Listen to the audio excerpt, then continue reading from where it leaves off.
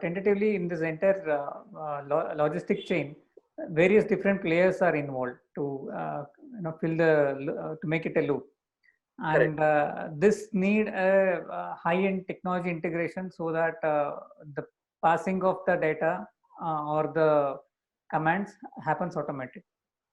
Correct. So this is where e-commerce differs from the traditional logistics sector.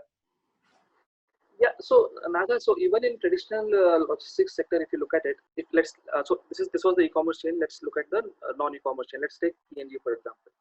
PNG will have, say, a manufacturing facility somewhere, say in Nagpur. Okay, now from Nagpur they have primary full truck loads that move to their major warehouses. Extremely big warehouse in Mumbai, extremely big warehouse somewhere near Bangalore, extremely big warehouse somewhere near Kolkata, say in Dankuni.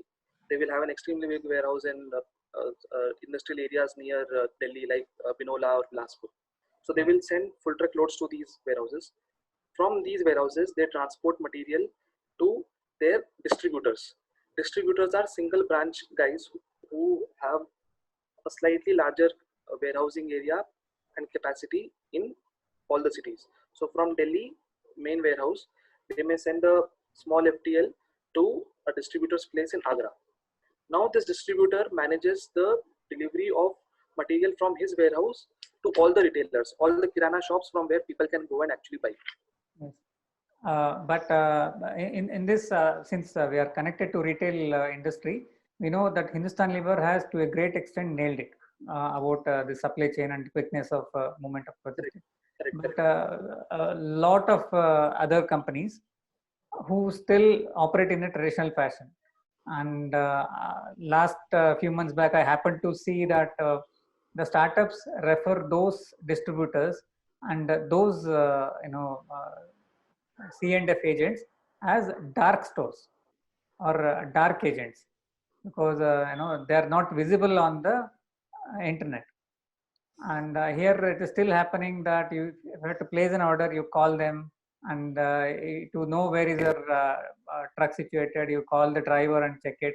So the kind of comfort and experience we feel in e-commerce, that's not available in the traditional distribution network. Yeah. So traditional distribution network has been working for 40-50 years, and there is a lot of inertia. Flipkart as a company started in 2008, so from the very start they have internet in their hand.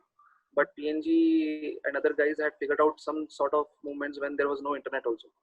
So there is a lot of inertia in terms of them changing.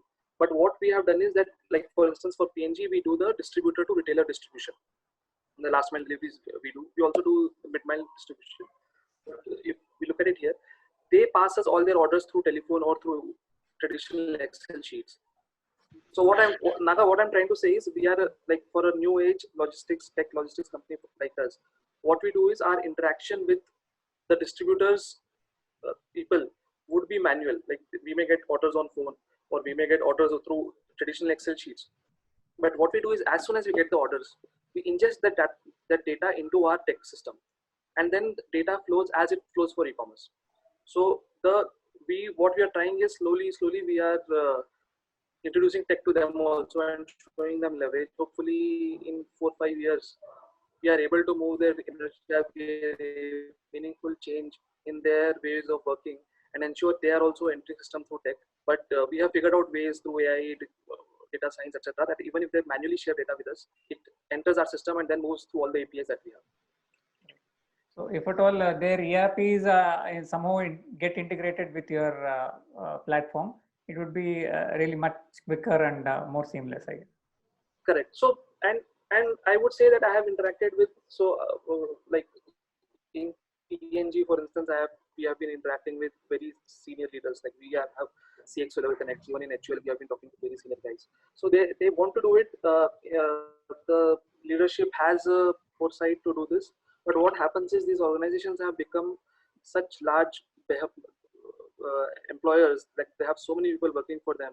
For them to bring in a change in their ERP, they have to ensure a lot of things are changed on the ground, and even their junior most employee is able to adapt to it. So this is a small change from 30-year-old ways of working that is happening, and hopefully it will happen in 3-4 years. And slowly we are pushing them to come on the change. For instance, like WhatsApp has completely revolutionized the logistic industry. Every transporter, every trucker is available on WhatsApp. Earlier there was no common mode of communication where people could see what the truck status is. Now the same WhatsApp group, you have truck driver also added, you have truck owner also added, you have transporter also added, you have HUL's junior employee also added, you have HUL's senior employee also added, and the truck driver just keeps updating. The truck drivers even keep recording, since they cannot type, they don't know how to type. They keep recording audio messages that nano in reach agini, and then they know that, then everyone knows that the vehicle is there. Yes. So slowly things will change. It will change. We are very hopeful and we are very optimistic.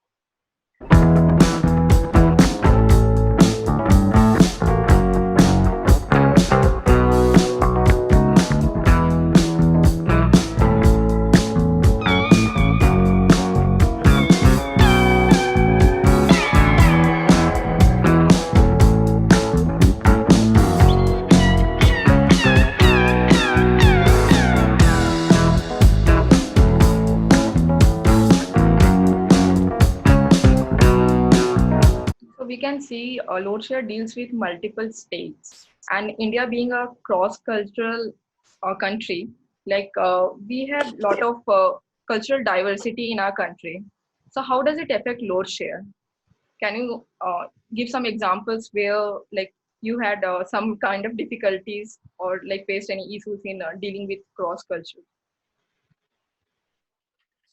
So people in Karnataka are completely different from people in Orissa. They are completely different from people in Northeast. And at the end of the day, logistics is a service industry.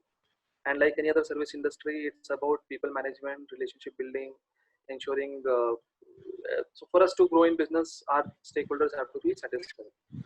So the way I operate in, so for instance, in Northeast, if when we started operations, the biggest learning I had was you have to treat your customers with a lot of sensitivity, with a lot of emotions, even if there is a problem on ground because of which you are not able to provide the right amount of service.